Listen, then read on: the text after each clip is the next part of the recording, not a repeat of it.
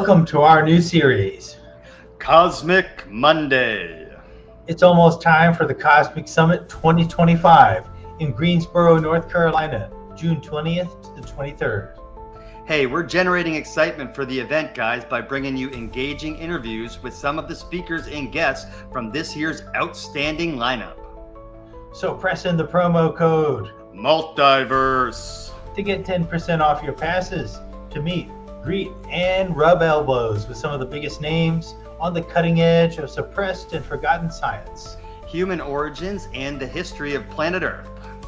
Join Mike and Dave at the Cosmic Summit, where truth seekers go to party. Sometimes, I don't know, in the wider conference room, surely, but you can actually kind of make news too.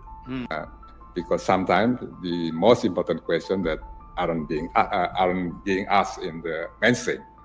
And this summit gives us a space to ask them.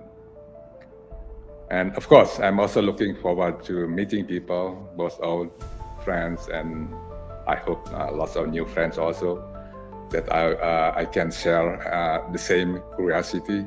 Yeah. I have a huge announcement if y'all want to get into it. Yeah, let's go. Let's go right to it. I have been in very good touch now with the Italian researchers behind the CAFRE project, right? And they're coming to Greensboro. And they're going to reveal entirely new information to a global audience. What do you think the role of content creators like your Ben Van Kerkwicks, Wandering Wolf, Michael Collins, as far as bringing these topics to a wider audience? Oh, it's great. I mean, without Ben, I don't think we'd be in the position we're at. I've met so many people. Goodness, well, who doesn't have a fascination with the pyramids? Once you start learning about all of these things, well, what do you do with it? A woman contacted me and told us a story about an artifact that her husband found 50 years ago working on a construction site. And it's an Egyptian artifact. And I have to tell you, this artifact is really, really interesting.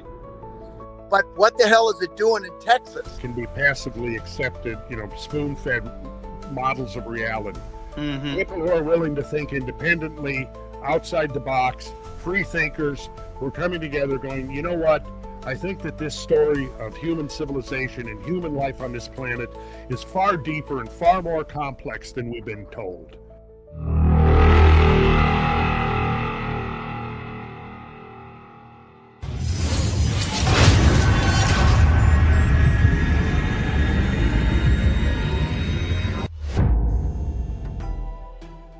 Chris Cottrell is a geoscience researcher and creator of the Dabbler's Den YouTube channel. Renowned for his extensive study of the Carolina Bays and their potential causes for their formation, Chris has spent over 2 decades exploring the geological mysteries of these elliptic depressions found all across the U.S. Atlantic coastal plain. Please enjoy this exciting Cosmic Summit preview.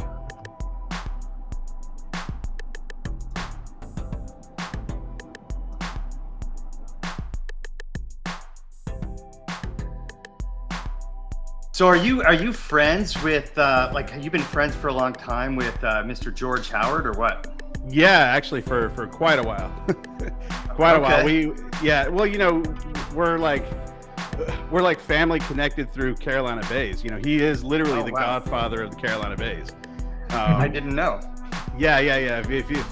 When I first heard of Carolina Bays, it was north of where I live and south of where you guys live. That whole area is speckled with Carolina Bays, and I went to college at Valdosta State University, and we have just south of Valdosta there's karst topography. There's like limestone sinkholes and things like that, and there's actually a place called, I think it's called Twin Lakes or it's something similar to that, where they have like two kind of similar circular, they're sinkholes, so they're these circular lakes.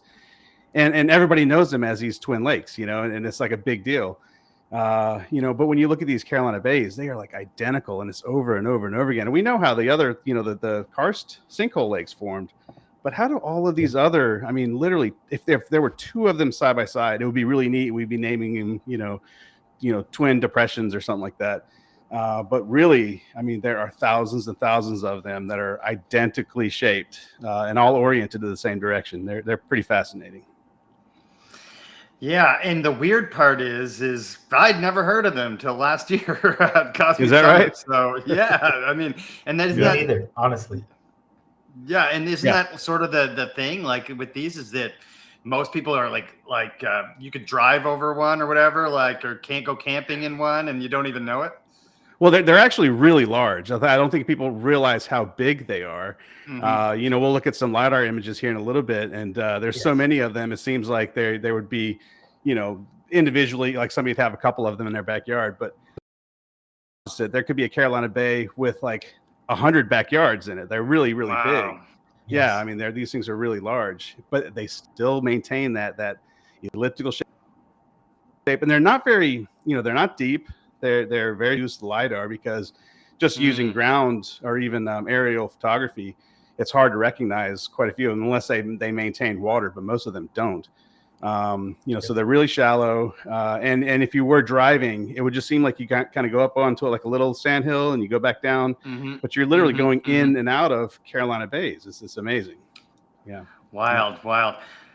I think you had mentioned that they hadn't even originally been detected until the advent of flight, like flight technology. Wright brothers, 1920s and 30s, you start having a lot of flights. Okay, people realize repeating patterns in the local geography.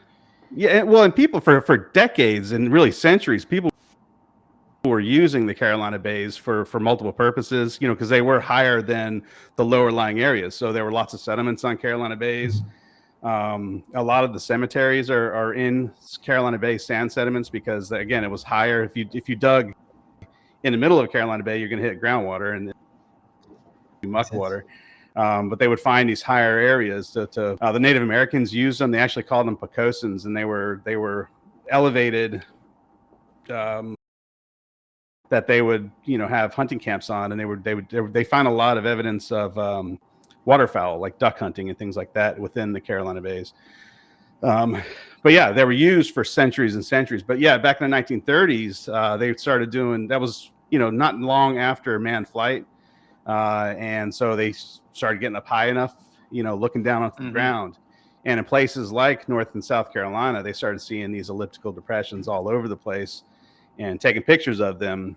And, you know, that caused an alarm. You know, there was like, people were like, well, what are these things? You know, so back in the 1930s is when we first kind of got our good eyes on some of these Carolina Bays. So, so before we get into the Carolina Bays a little further, we wanted to talk about Cosmic Summit. So this will be your third time at Cosmic Summit. You spoke at the previous two, correct? Yep. I was there the inaugural year out in it was in Asheville, North Carolina. Okay. It was a special year. It was a a proof of concept, and I think we nailed it. I think it was better than expected. I think we had I know that I had a great time. Well, it was a little more. Go ahead. I was gonna say it was a little tighter. You know, we had fewer speakers. We had one stage. But it was, I didn't want to leave. Like I was just there the whole time. I spoke, and I was super nervous, but when everybody else got on and started talking, I was just like, right in front row, just, so. Yeah. We didn't go to the first one. Mike and I actually met at last year's. I was gonna bring that up. Yeah. Yeah. I don't know if you knew that, but we met at last year's. And so what was the big difference between the year one and year two, besides just like size? What was there anything significantly different, or just the same concept, just more people? No, you really saw George's vision last year.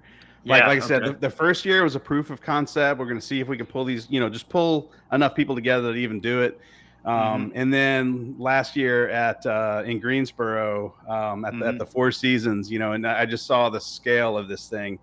And I'm sure you guys felt it too. It's like, this is going to be awesome. Like this is the beginning of something that is going to continue to be awesome into the future. And I just thought, that's what I took out of it. I was like, man, this is going to be so cool. Like into the future. Like I probably wouldn't be a speaker anymore, and you're still going to see me sit in the back of the room, because it's just, so cool. Yeah. And I really saw that last year in Greensboro. So this year, like I said, I don't know how George does it, but it keeps getting bigger and better.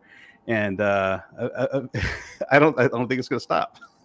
I think he does it. How he does it is just because he loves it. He's super passionate about it. Like he basically retired and was like, all right, now I'm taking my passion to the next level. Yeah. And thinking about last year, some of my like standout moments were like Malcolm Bendel. Yes, Malcolm Bendel. And so I don't know if you had. Did you go outside when he was? I was out there. That thing? Yep. I was there. That was a weird buzz. Like there was a weird buzz in the air. Everyone had their cameras out and stuff like that. That was a standout moment for me. What was it? What was like any takeaways or big standout moments for you from last year?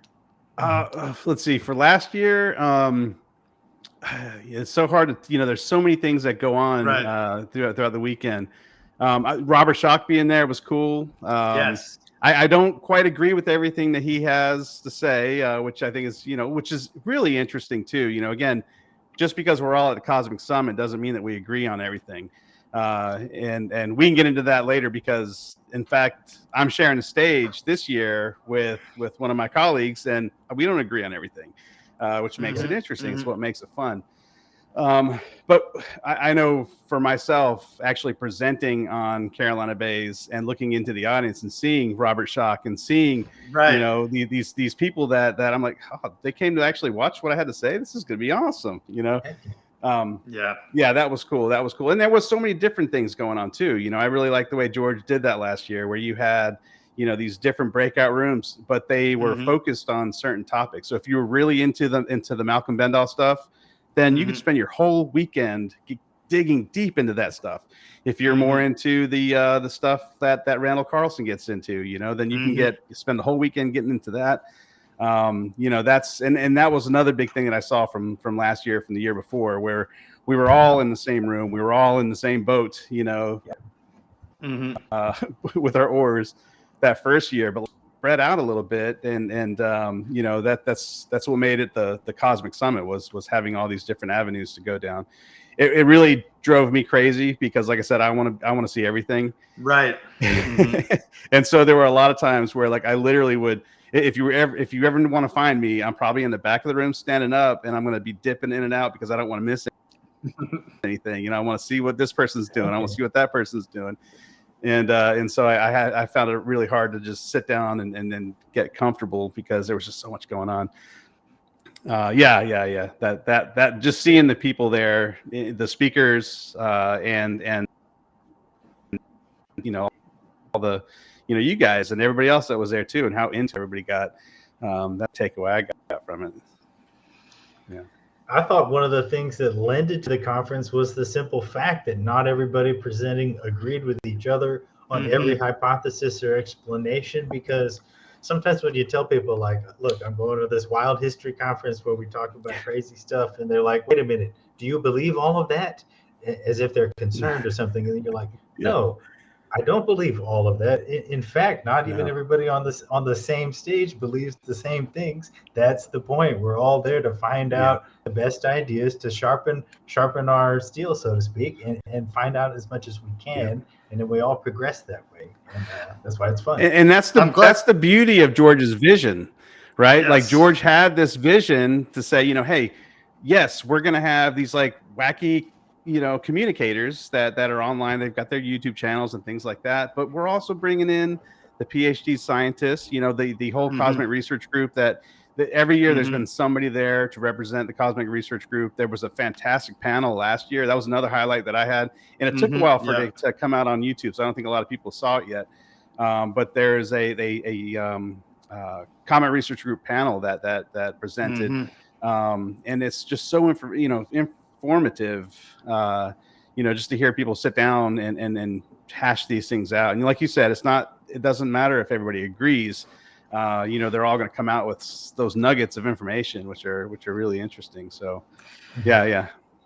And I noticed, like, with the Comet Research Group and all that, and the predominant theory is the younger, driest impact theory. But what's so cool is that George booked Robert Schoch to be the keynote speaker who disagrees with that.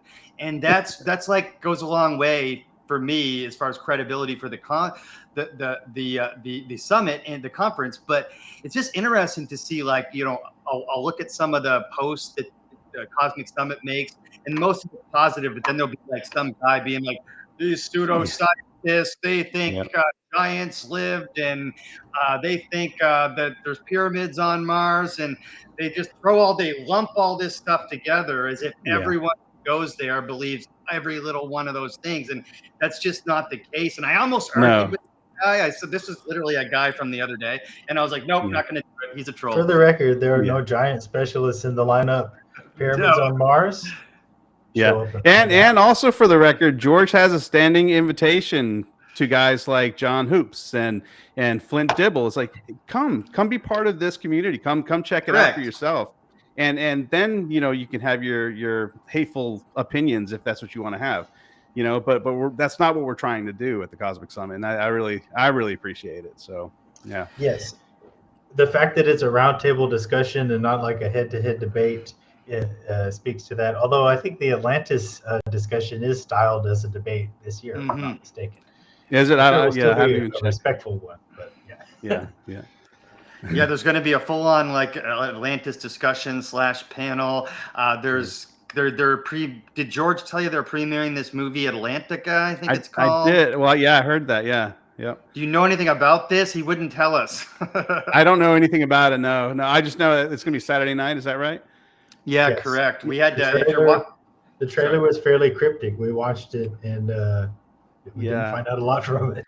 Yeah, well, there's a lot of like unique history buried in the oceans of like Spain and that whole Mediterranean.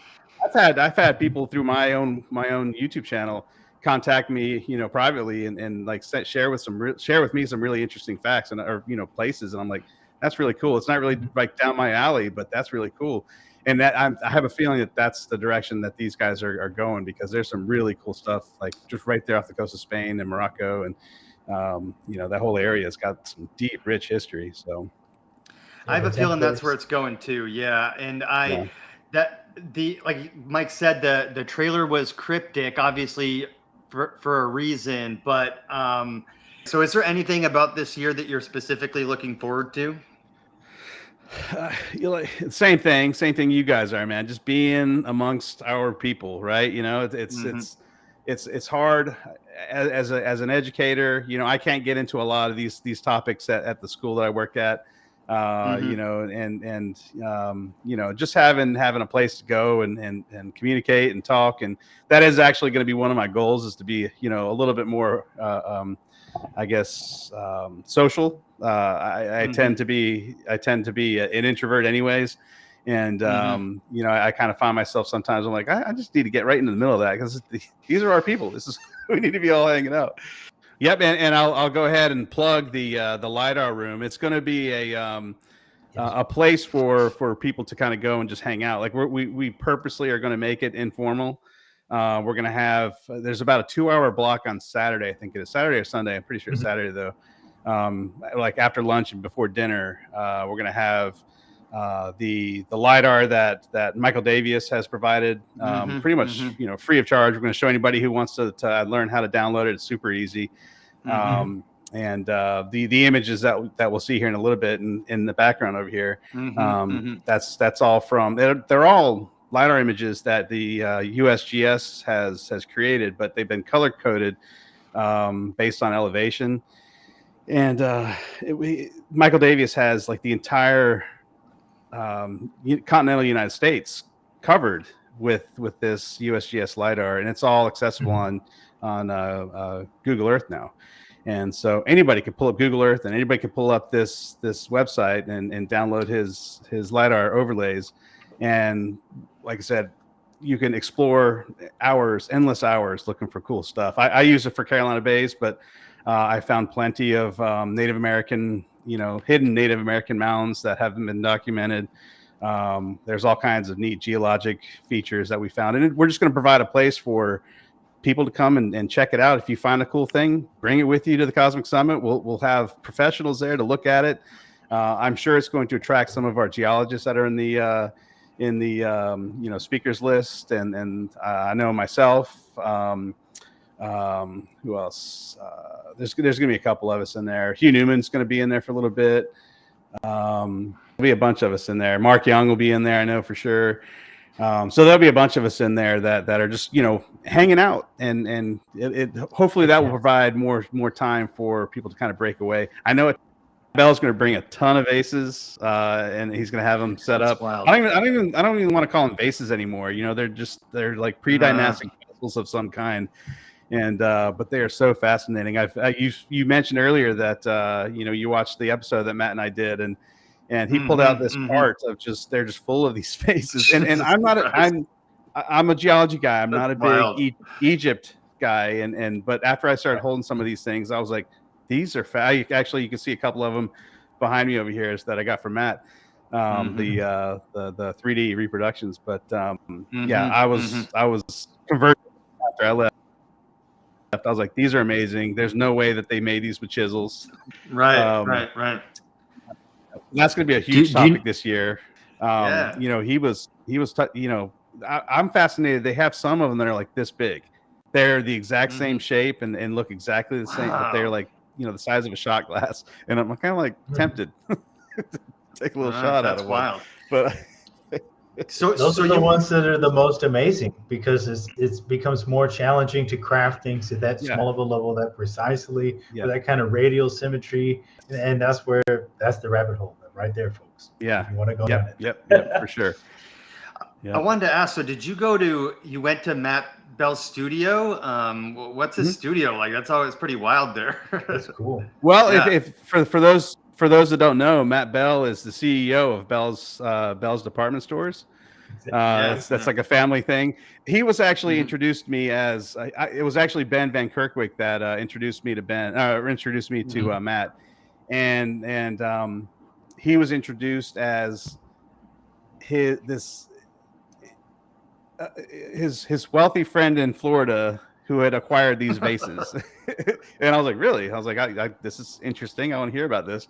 And it turns out that he was he's the CEO of Bell's, the department stores. And he has decided to turn his passion into this huge project that he's doing now. And right. I think I was like his fourth guest or something like that. Fourth guest. You were number 4. Yes, sir. Yeah. Ben was one of his early ones too, right? Yeah. That's right. Yeah. Ben was his first. Ben was his very first guest, and now he's just shooting up in the ranks. And so anyways, yes, he'll be there with a ton of his vases, and he's been super generous. And he'll also have the reproductions for sale, and so there's there's so much opportunity this year. Just get your hands on. If you do want to hold one, they're amazing. If you get your hands on one, you feel the gravity of why it's such an important topic to be discussing right now. So not only that, but we also have the scan pyramid stuff going on too at the same time. I mean, that's going to be huge. That's going to be huge too. It's worth giving them an honest chance, like it's worth giving anyone an honest chance, and the truth will come out as anyone. And here's my thing. I would almost rather watch somebody present something that they're presenting as fact, only to find out later on that it's proven not as fact. I find that entertaining in the pursuit of fact. Then I find that better than just watching pure fiction, when I know from the beginning I'm watching a fictional piece of entertainment where from the beginning to end it's pure fiction. I did want to say, though, as regards to the Coffray people, it's one of those things where that's why I love George, right? Because most people want, I can hear that. I can literally envision their behind the scenes conversation of, I don't want to be associated with these Coffray project guys yet, right?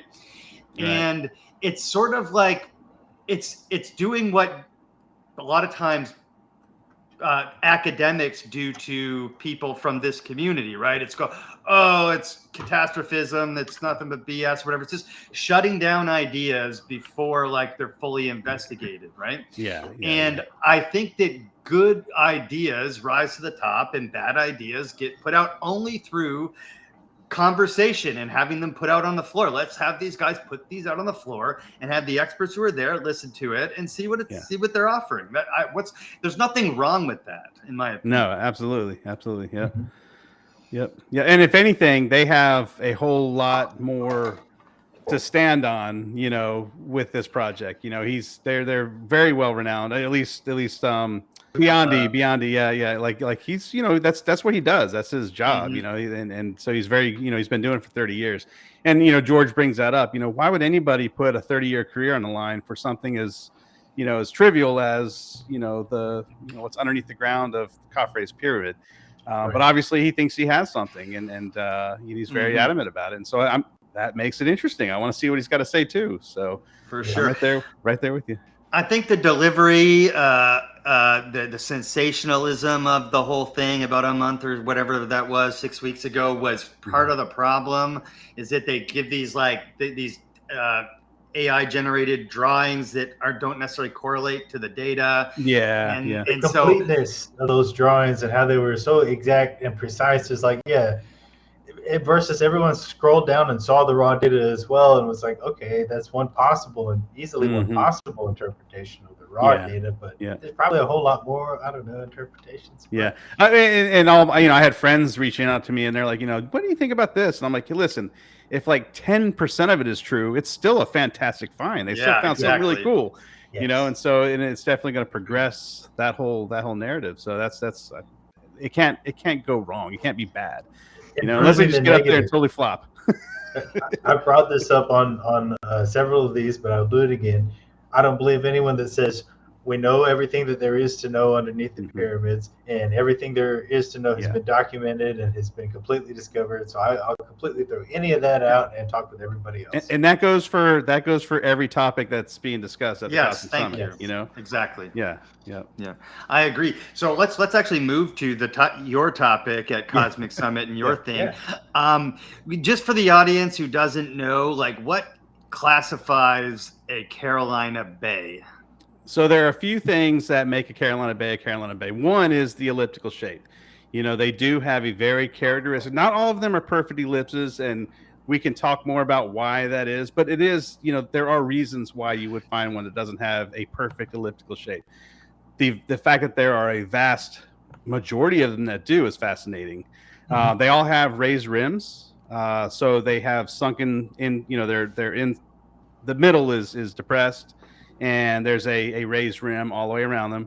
And they do have orientation. They have orientation back to the same spot on the map, which happens to be the Great Lakes. They all point towards the Great Lakes. And those three things alone should be enough to cause any geologist in the world to raise an eyebrow and say, maybe, there's something maybe happened up there, and that's what formed these things. But the main academically accepted hypothesis so far has been katabatic winds coming off the ice sheets that created the Carolina Bays during the last ice age. So, is there any evidence of wind creating those types of structures anywhere? So there are. My presentation last year was actually titled "Pseudo Carolina Bays," and that was because I wanted to focus on they're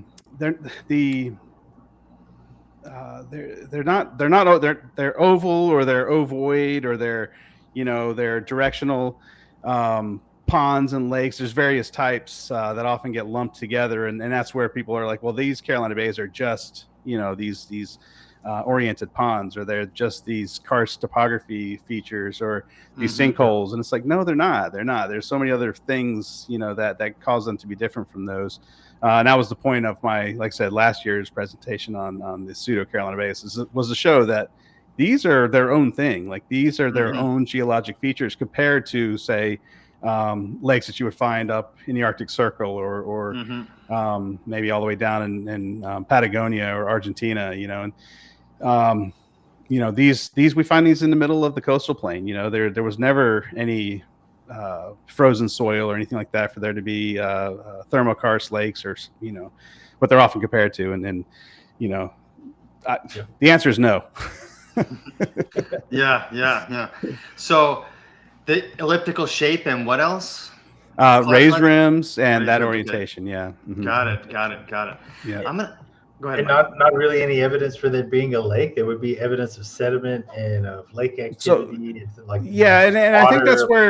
think that's where a lot of the confusion comes in, was because the first ones that we saw, from those 1930 aerial photos, some of those did have water in them, because you really see them like in the Cape Fear River Valley in North Carolina, which is a river valley. It's there's going to be water in an old river valley, and so a lot of those do have water in them. But I can't see all of them. When we look at some of these LiDAR images, I can't imagine that they were all ponds long enough for wind to reshape the banks over and over and over again into these perfect ellipses. And that's what the current academically accepted hypothesis states, is that they were ponds, and that they were created by winds and water, swirling water and creating these Carolina bays. I don't know. Do you want to pull up some of these examples? Yeah, let's do it. I got it ready. So yeah, that's wild. Like it seems so strange to me that, and you were talking about this with Matt, and Graham Hancock talks about this a lot too. Why are we stuck? Like, why are we stuck at this like uniformity? Is it uniformitarianism versus catastrophism, and like why can't it both exist at the same time, kind of thing? Yeah, if you just like scroll down to slide 5, I have a whole slide right on that. Yeah. By the way, the backup one, those are the first images that we saw from these Carolina bays, and this is actually close to Myrtle Beach. Okay. And you can see why people would be like, "Oh, these are interesting," But again, they settled on that uniformitarianism explanation for the Carolina bays, and really I think that's what it kind of boils down to. We've kind of been stuck in that like dogmatic, that dogmatic uniformitarianism, that one thing, that things change, one gust of wind, one grain of sand, one drop of water at a time. And that's the way that we've kind of explained geology for centuries. And we live in a time now where we know that there are very sudden cosmic events that have happened in the past that have changed everything. And why we haven't like shifted our ideas for uniformitarianism is beyond me. There are principles in geology that all good geologists should know and understand. Things like the geologic principle of superposition, and that's where the stuff on the bottom is the oldest, and it gets younger as it goes to the top. And the principle of lateral continuity, horizontal continuity, where if you see like a long striation pattern that, and it may be cut in the middle, but if there's one rock layer on one side of the Grand Canyon and you see that same rock layer on the other side of the Grand Canyon, they were all together at one time. Those are geologic principles that we go by. But uniformitarianism is still included in that list, where things happen like I said, one gust of wind and one drop of rain at a time, and it takes millions and millions and millions of years for these things to happen. And it's like, no, I think we need to relook at that one. I think that we need to, I've heard you guys use the term punctuated uniformitarianism, and I think that's something that we need to start, really considering and just change that whole principle, right? Because it doesn't apply. I always try to point out where there might be a false dichotomy, because false dichotomies are a big problem in general that we've got going on. All the principles of uniformitarianism are true. Those slow, grain by grain, day by day forces are true. We have the evidence; it's well documented, and the scientific work to study that is legitimate. But there's also evidence that from time to time things get shaken up radically in short periods, and that's cool too. So it's okay. And that actually as well, everywhere in between. Yeah, and it tends to make the coolest geology too. Yes, most of our fossils are laid down in like fossil beds where something happened really suddenly to cover everything all at one time, and to kind of that's what caused the fossilization to occur that way. The Snake Brothers have this term called an awesome fossil face.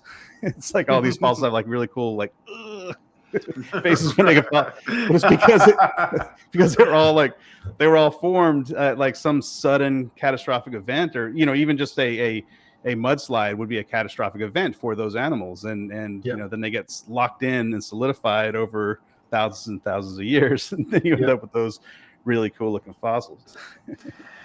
Yeah, it seems to so obvious to me that it's a spectrum, and it's to terrestrial uniformitarianism and cosmic catastrophism and everything in between, right? Little rocks fall from the sky, big ones, Yes, right? yes, and it happens every day. It happens every year. You know, we have these patterns where we know there's gonna be a cool meteor shower out there tonight. You know, go stay up all night and watch them. There's like 100 of them in an hour. You know we go through these things, and why do we not think that there's going to be bigger chunks that could actually make it all the way down to the ground?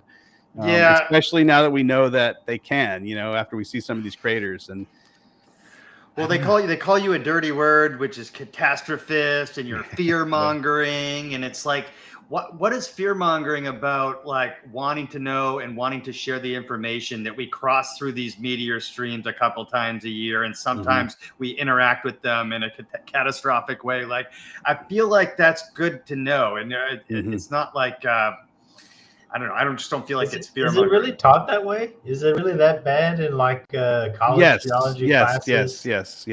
If you take a college level geology class, they're going to teach you about uniformitarianism, and they're going to teach you, like, that's the principle. That's a geologic law of uniformitarianism. This is how it is.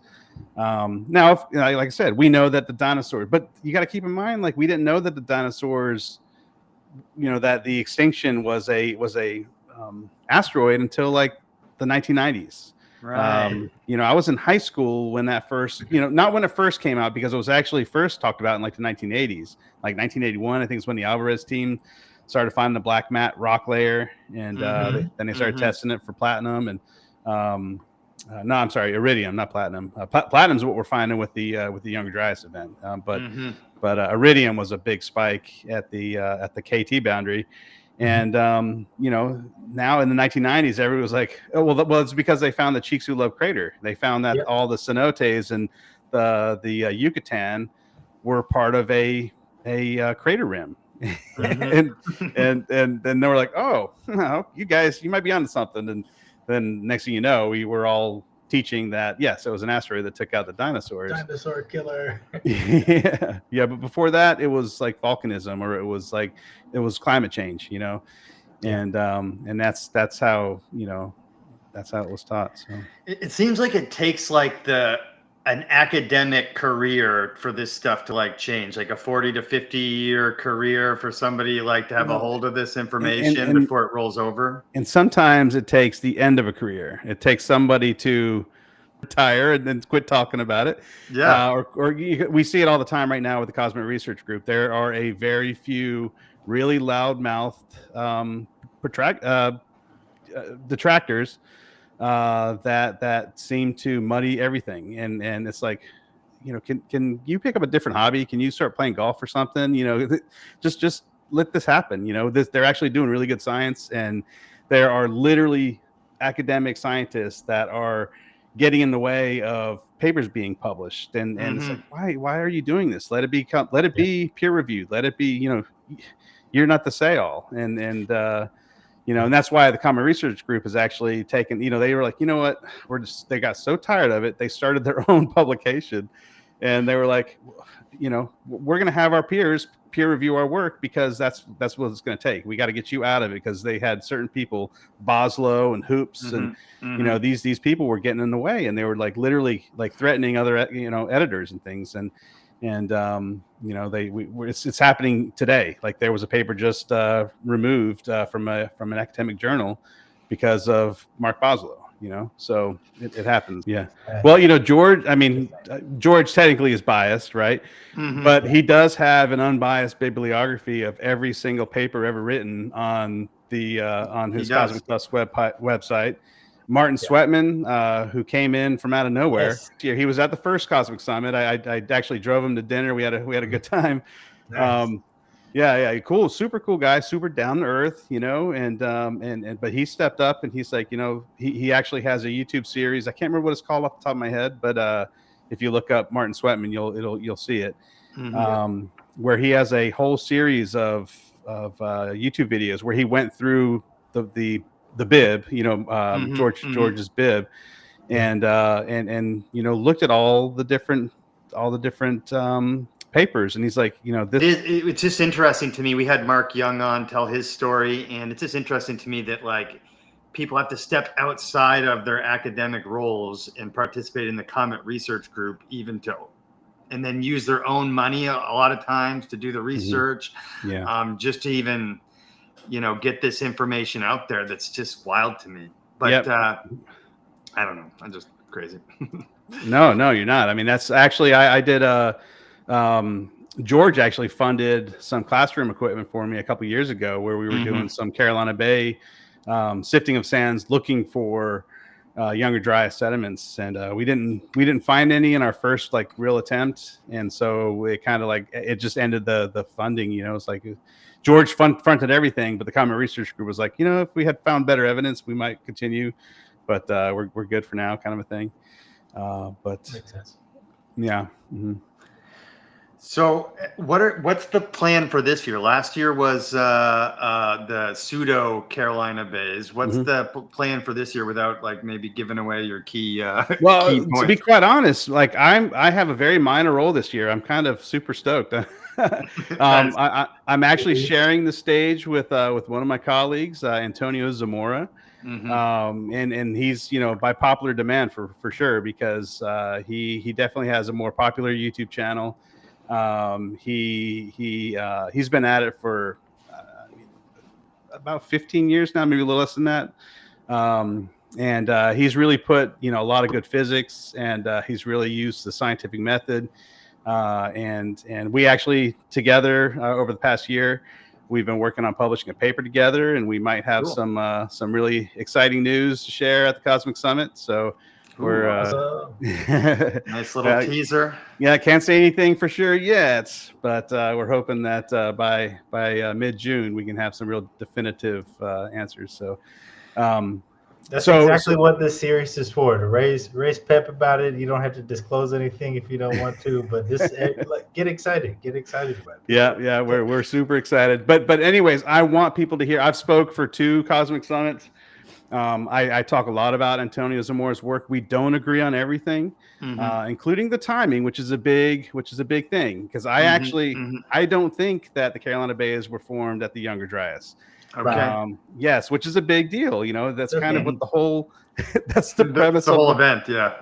It's one of the most central themes of the Cosmic Summit, but you don't have to be a Younger Dryas speaker to speak. No. And I have good evidence to suggest that it could be older. And so and the way that I've looked at it and the way that I've tried to present it is, it doesn't matter. It doesn't matter if no matter how we figure out when or how they were formed, it's going to help the Younger Dryas, and the Comet Research Group all together. It's yes. If it is found to be older, then good, we can remove it from the story, and that's going to help the Younger Dryas story. It's also going to help the Carolina Bay story.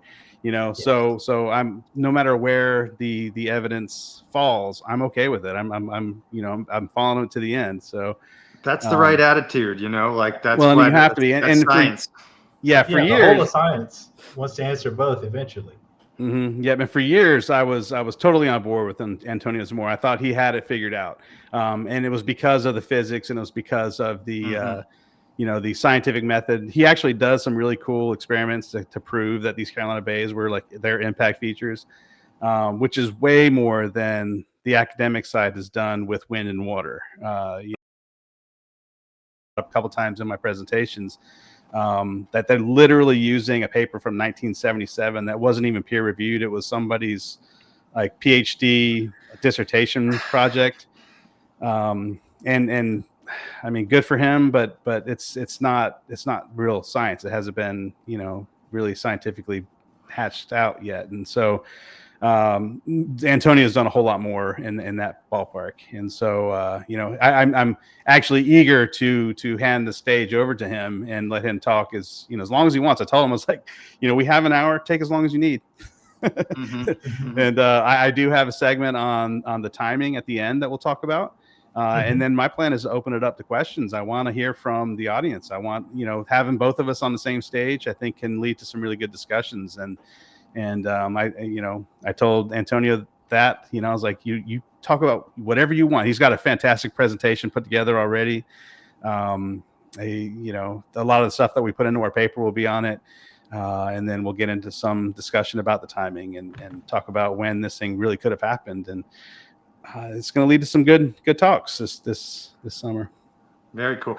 And I just wanted to say, because this is a cool slide that you made. Did you Yeah. you ever Thank you. you see yeah, thank you for throwing us up on there. And you see Randall on Joe Rogan, and then you obviously Robert Schoch and his redating of the Sphinx, and then all of a sudden there's Chris Cottrell up on stage with them. Was that weird for you or what? It was a little weird. Yeah, I was sitting there. Well, I was talking with Robert because he's a geologist, right? Sure. And so, and most of my background is in geology, and so we kind of, speaking of which, oh gosh, what's his name? Sorry, Scott Walter. Yes. He's been a speaker from the first year as well. And we hit it off right away because he's a geologist as well, and so we're all speaking the same language. And I kind of just leaned over to Robert, and I was like, and I saw he was he watched my presentation, and he was like, you may be onto something.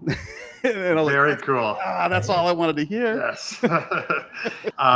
Can you explain to the audience what we're looking at in this initial slide? How much geography are we looking at? What's Well, the actually, color once you coding? scroll down through the presentation, because I've got some Keep Google going, or- Earth image. Yeah. Just keep scrolling down. You'll see. You can keep going. That's go back up. Like Here? no. Yeah, right before that one. Right before that one. Here. Yeah. So this right here, you could see this is the Google Earth image close to the South Carolina, North Carolina border. And you can see a highway running right through that. And I can't remember the name of that highway. Yep. But you could see whole farms there. There's a town up in the what's that? The right hand corner. There's a whole town there. I think that's Tatum. So you could, again, these are just by looking at the aerial photos. You might be able to. I can see them right away, but I've been looking at several of the bigger ones. There's two. Yeah. Top There's of a each couple other, darker ones. Yeah. A lot of them are filled in with farms and things like that. And so, we start seeing these elliptical shapes pop up just by looking at the aerial photo from above. But it was, and especially the colorized LiDAR, most of the time when you look at USGS LiDAR, it's gray. And that's helpful. It does help. But what Michael Davies has done is he has colored each meter a different color. So and they repeat themselves every 10 meters. Yeah. So if what's the scale? What's the depth? Yeah. So if you see like a blue color, the next time you see blue, it's usually going to be 10 feet above, right, or 10 feet below.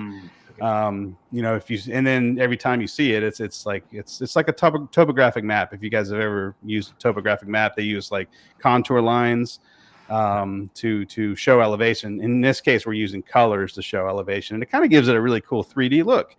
And so this is when we look at LiDAR with that colorized color palette to it.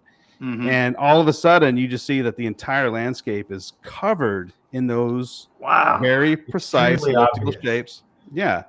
Very, very precise elliptical shapes, all oriented to the same location. That you see some that are overlapping each other. How could that happen if it was a pond of water? If every single one of these was a pond of water, how is that possible? Interesting.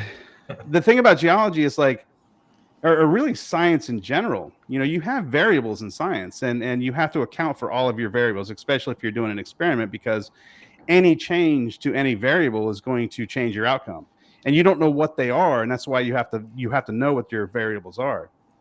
Well, in this case, any change to anything in the environment would cause a change in the shape of these Carolina bays. If there was different topography, different soil types, if there was, vegetation, different types of vegetation, they would all give us different shapes if they were created by wind and water, which is what we do see with the oriented lakes, like up in the Arctic Circle. We do see different shapes because of different variables. But with these Carolina bays, that's not what you see. You see the same thing over and over and over again. If two of these were sitting side by side, you would be amazed. I would be amazed. As somebody as well background in geology as I am, I would be amazed to see 2 elliptical ground depressions that were identical. There are thousands of them. And I've got, like I said, in this presentation, I've got like example after example after example of these Carolina bays all up and down the East Coast. Not only that, but we also find them out in Nebraska, places like Kansas, where they have the same elliptical shapes, they have the same orientation back to the Great Lakes, but in the opposite direction. I mean, it's amazing to me. That vector tracing of like the direction of all the ellipses back to the same area around the Great Lakes, I think speaks to the shaping of the continent, possibly speaks to the formation of the Great Lakes as well. Like something that big is at play here. Yeah. And in fact, if you drop to the next slide below that, you'll see an image of the ground geology of Michigan, and it's like a perfect ring-shaped bedrock of now the bedrock in Michigan here dates all the way back to the Jurassic time period. But that's the rock layers. The rock layers were laid flat, as sedimentary layers during the Jurassic, and then eventually they turned into stone. And then at some point they were depressed and then eroded, and that's what gives you that ring shape. So was it an impact that created that, or was it something else? I don't know, but good data points to note. You cannot throw those data points away. They're not proof of anything necessarily, but those are some really good data points. Yeah. And I'm just looking at there's, dozens. There could be hundreds here. Yeah, and like I said, I have like various examples all throughout this presentation of different locations that have the same shapes. Again, there are sometimes where you find them where they're more like guitar pick shaped, and that's more because the terrain has it's not quite as flat. It's a little inclined, and that causes it to sag a little bit when they were formed, and that gives it a guitar pick shape. So there are reasons why you may find some that may not be perfectly aligned, and plus, there's erosion that takes place and things like that. I mean, we're not trying to say that erosion didn't play a part in what we see today. Right. It's just that those elliptical shapes were formed and eroded away or caused to change afterwards. So anyways, I'm going to hand it over to Antonio Zamora to really get into the physics. He's much better at explaining the physics behind those elliptical shapes. We came up with a good protocol for verifying the ellipse itself, using the least squares method, which is just a way to kind of, I like to say it's like the way to like quantify the quality of a bay, right? And we can actually start to just add them up and how many of these things have a perfect elliptical shape, and to determine that they were impact forms. I don't know. Is it possible that they're a bunch of different ages too? I mean, I'm just spitballing here, but like, well, so I mean, the scientific, like the mainstream academic explanation right now, they are getting different ages when they test them. So they actually will use different testing techniques. The probably the worst testing technique dating technique is the carbon dating. But sometimes they do find, organic matter, could be a stick or something like that, and they can date it. But that doesn't go very far back. The one that they use mostly right now is optically stimulated luminescence dating, which basically, if you find sand and it hasn't been exposed to sunlight, you can actually do a dating method technique to figure out when the last time it was exposed to sunlight. And whenever they do these, they find that it goes back, they find different dates that kind of like 3 or 4 different time frames of formation of these different Carolina bays. Okay. What I think they show is erosional events. I think they actually are doing a really good job of identifying different erosional events. And the last major erosional event that they detect with the optically stimulated luminescence dating is the Younger Dryas. And we know that there was a lot of erosion taking place during the Younger Dryas. And that makes sense to me that they would actually pull that up as one of their dates. I think we can also go back into those 4 other like time frames and find major erosional events. But that means that the Carolina bays had to have been there for those dates to be recorded within the rims of the bays. Not formation dates, but erosion dates of those things. So got it. Yeah. So that's one of my reasons why I think that they're older. I think they're older than Younger Dryas. I think they're quite a bit older, actually. Are you in this 786,000 older? Or All I can say is that they're at least older than 1,000 years, which is the last time the sea levels rose higher than today. So right now we know that sea level, if you go to the beach, that's the sea level, right? And we're in an interglacial right now. A lot of people don't know is that, and I'm sure in your conversation with Randall, it may have been brought up, but the last time sea levels were higher than today was 125,000 years ago during the Eemian time period. And they were actually around 30 feet higher than today. And we find that erosion, we find that beach from 125,000 years ago.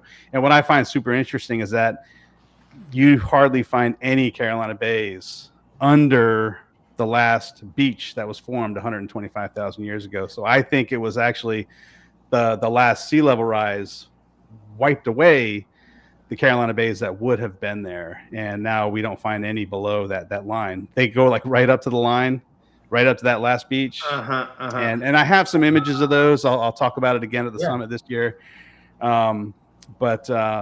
That's, to me, very strong evidence that they're older than 125,000 years. I also think that there's evidence that they're older than 400,000 years, which wasn't the last ice age or the last interglacial. I think it was actually the last like 3 or 4 ice ages ago. But sea levels were just a tad bit higher than they were 125,000 years ago. 400. Right. It gets complicated. It sounds like it. Yeah. But that puts it into the time frame of Michael Davies and Thomas Harris of being a mid-Pleistocene aged event. They have a lot of evidence that suggests that Carolina bays were formed at the mid-Pleistocene, not the late Pleistocene like we look at with the Younger Dryas. Things like the AA tektites, the Australia-Asian tektites. That was an impact. We know 100% sure that they were formed from an impact, and we're not 100% sure where that impact took place.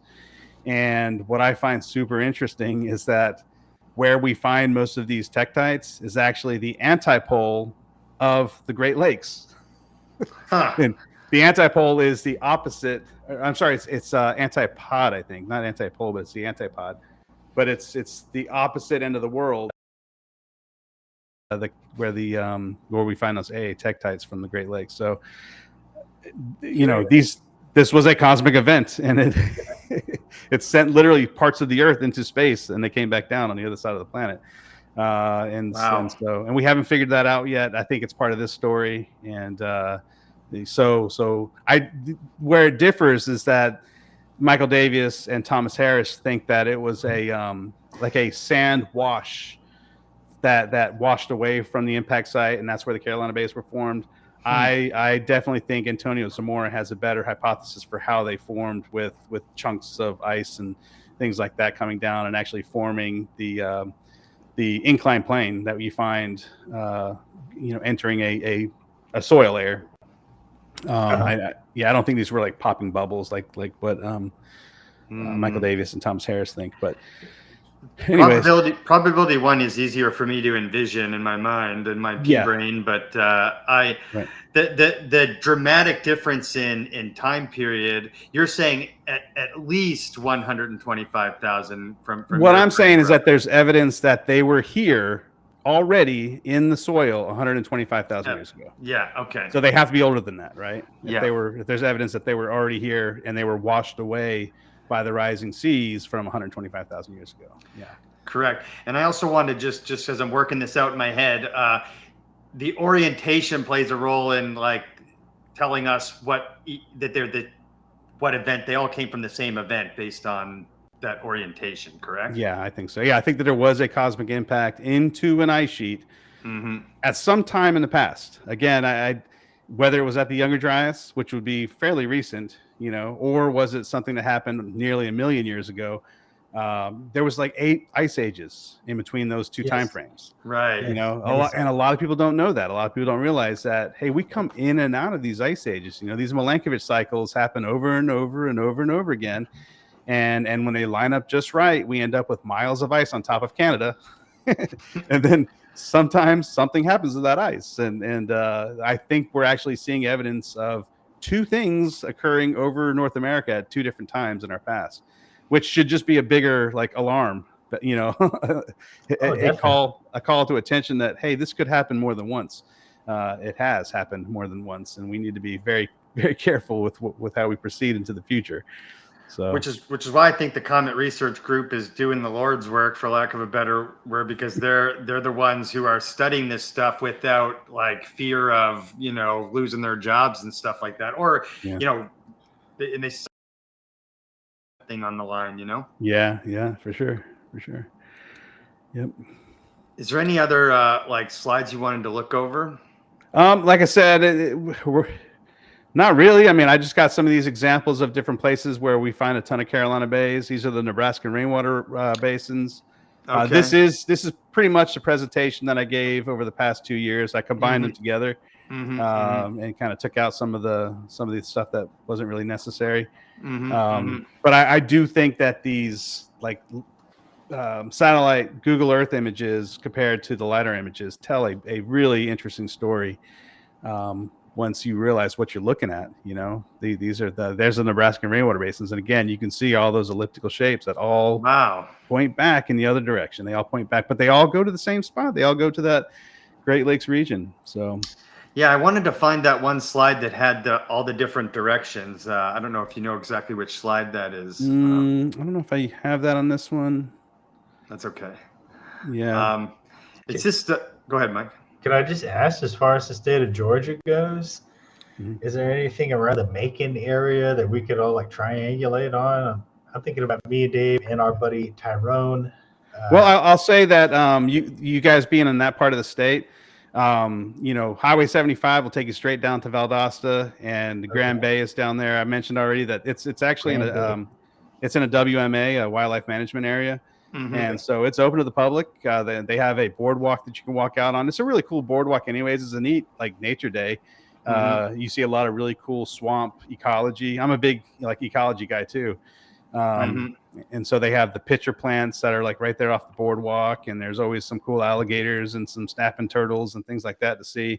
And then you have that like 100-foot tower in the middle of this thing, and you can climb to the top of that. And I mean, if my 1-year-old can do it in diapers, which I have the video of on my YouTube channel, you know, anybody can do it. And so, you know, get up to the top of that thing and then just really, you know, back then I really hadn't been as involved with the Carolina Bays as I am now. And, but just looking out and seeing that like perfect elliptical shape all the way around you, almost as far as you can see, you know, it's almost from horizon to horizon.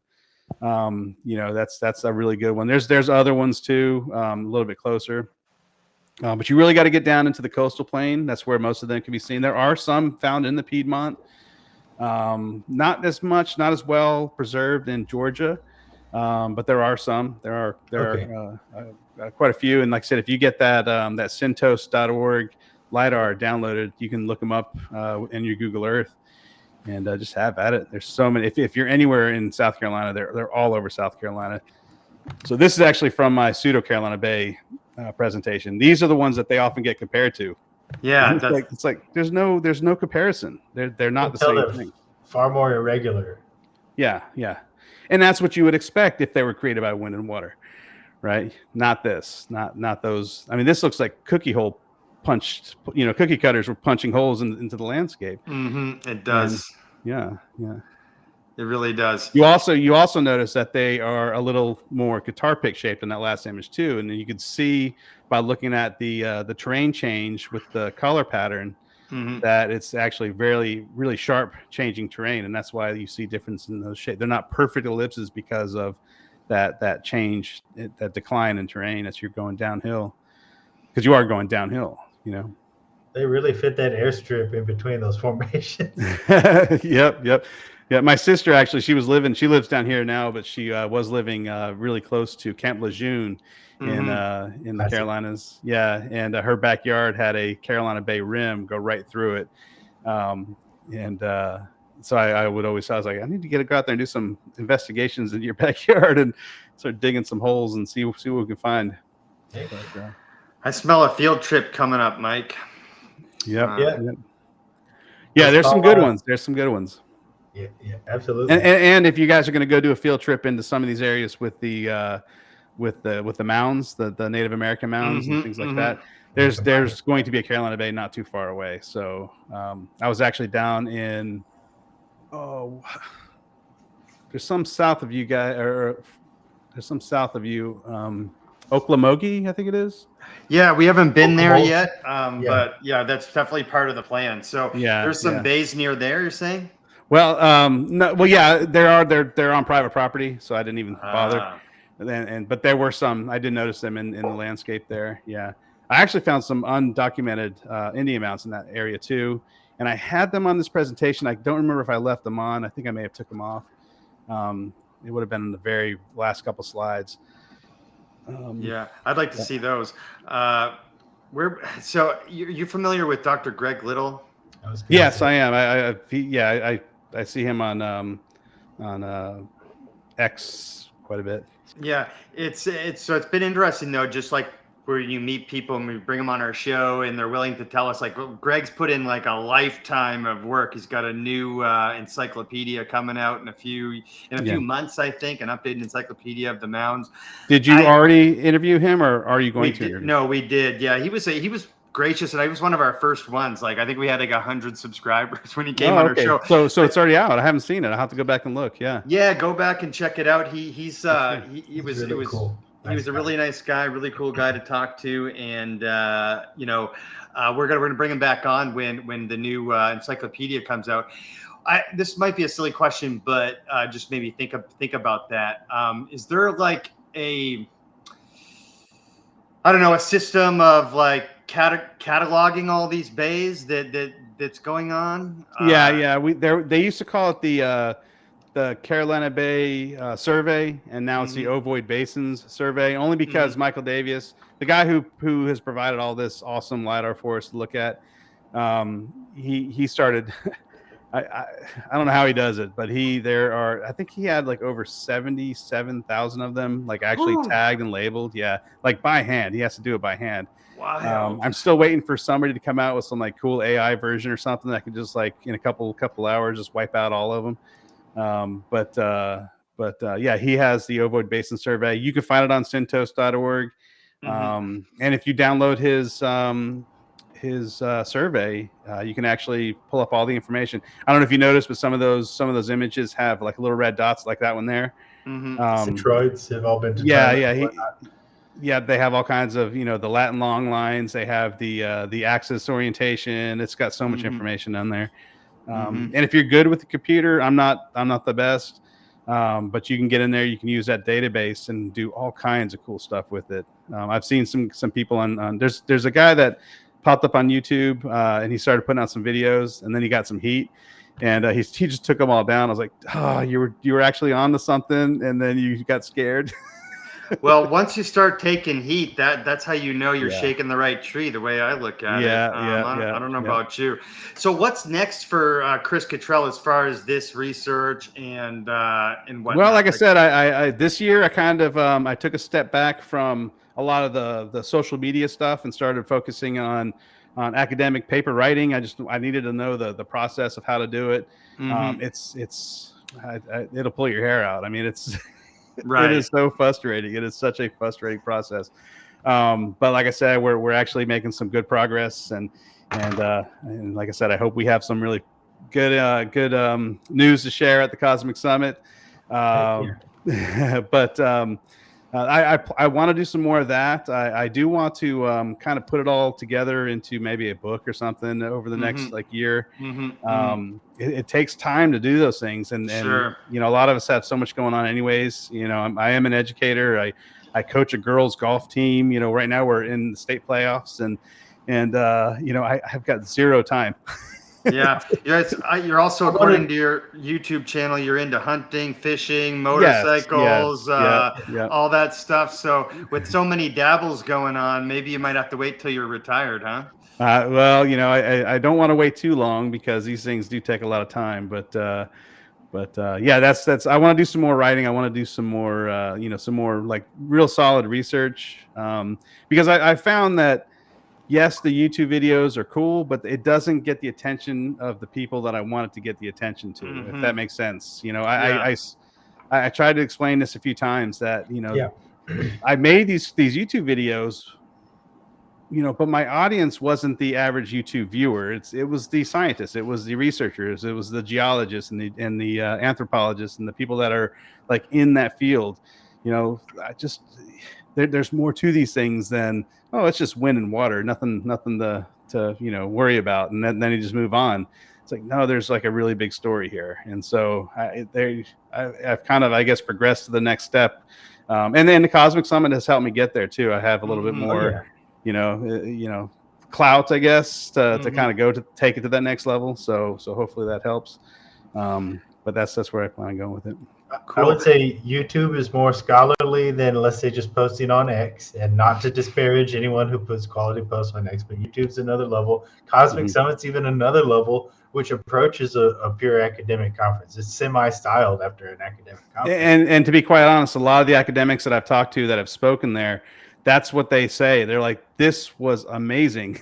Most of the scientists that are there, the PhD level scientists that are there, they're refreshed at the audience of the Cosmic Summit. They are like, these people actually wanted to hear what I needed to say, what I wanted to say, and they got it.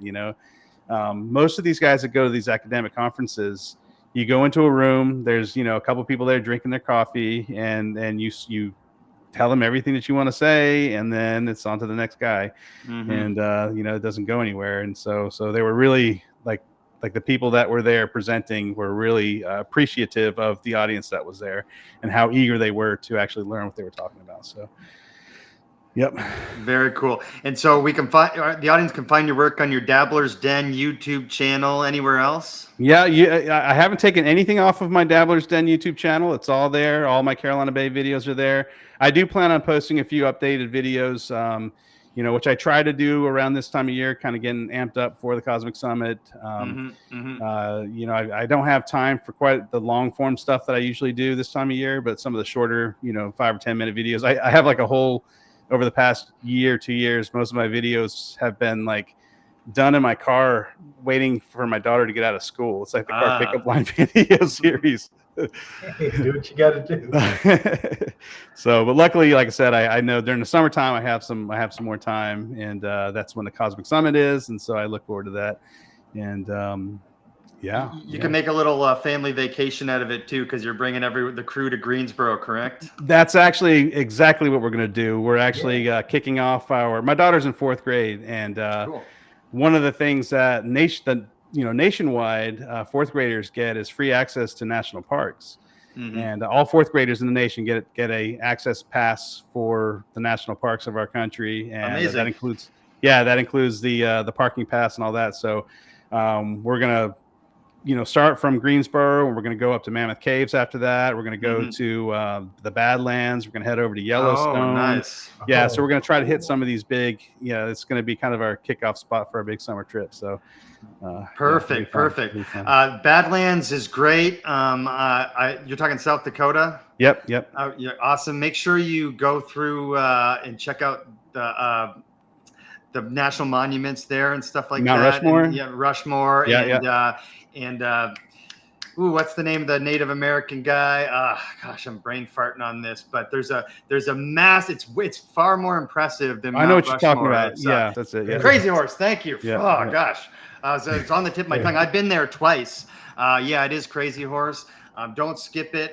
Some people don't they just go check out Mount Rushmore and they keep on going. Yeah. Definitely make time for that as well. I will. Okay. All right. I'll take a picture of it and send it to you. So I appreciate that. I used to live in. I graduated from the University of South Dakota in Vermillion, South Dakota. You're very familiar, Well, it's 6 hours from there, but I've been over there a handful of times, and it's really cool area. You guys are gonna love it. So nice. I'm excited for you. Yep. And Mike, what are you going to school for right now? I heard it had something to do with geology, right? I'm actually focusing in meteorology. It's meteorology. Earth and space sciences, doing environmental science. So yeah. At a specific university or program or what? Yep, I'm at Columbus State here in Columbus, cool. where I live. Yep. Awesome. Very cool. I heard you mention that. I think in the episode you guys did with George, I was like, oh, awesome. Yeah. Oh yeah. It's helpful to have a scientist on the show because I'm a social worker, so my specialty is humans. So we do science and we do humans, and we combine the two. It's good. So well, I find that this whole Cosmic Summit atmosphere, that's what makes the best. You've got these generalized ideas from different locations that are all coming together at one place, and that's what has really led to some really cool conversations. So for sure. My buddy classmate who is in the geology department, and just to see if he had heard of the Carolina Bays before this, and then I put my phone on the charger, so I haven't heard back from him yet. Okay. Yeah. And I wanted to say thanks for being an educator. I was very blessed and fortunate to have good science teachers, many good science teachers and professors, and I owe a lot to those folks. So we appreciate that. Yeah, man. Yeah. You do. I would want to ask one last question before you let you go, and maybe this is an obvious answer, but why can't you talk about this to the kids? No. I could talk about a lot of the stuff that we discussed. There's just some aspects. When you start breaking off into some of the woo stuff, like I have a whole lesson on Atlantis. Whenever I see the kids like start glazing over, I'm like, hey, who wants to talk about Atlantis? Nice. And I actually that lesson is kind of I have a YouTube video on the geology behind Atlantis, and where I get into the isostatic rebound and the possibility of there being more of the Azores, which I actually was at like 2 summers ago. That's actually where my grandmother was from, and so oh wow, So yes, I'm a little biased. I think I think Atlantis was in the Azores. Well, that's going to be an entire stage platform of debate. I'm sure it'll be friendly, but that's the debate. Yeah. Well, I'm definitely team Azores. So okay. Yep. Fair enough. Very cool. Well, we look forward to meeting you in person, Chris, at Cosmic Summit, and shaking your hand. And thank you so much for joining our show and being. I think you're going to be the final episode of Cosmic Monday. So I certainly hope that you guys continue interviewing us from the speakers list of the Cosmic Summit, because there is a wealth of information out there. Whether it makes it to a Cosmic Monday or not, there's just so many good topics to cover. For sure. It's, George definitely gave us the foot in the door, and Brittany kind of had the cojones to come up with this idea and start emailing George and emailing people. And so I just want to say thanks to Brittany for that idea. And we're going to keep that going for next year for sure, and use it as obviously we're going to be networking at Cosmic Summit and meeting people. And man, I'd love to talk to Ben on our show and stuff, but I know he's a busy fella. But we're ambitious in that way, and we want to bring this information to the people, and we want this to be a platform for that kind of thing. And so you're a part of it now, my friend. So thank you for joining the Multiverse. Absolutely. Great to meet you. Yes, sir. We'll see you guys at the Cosmic Summit. All right. Take care.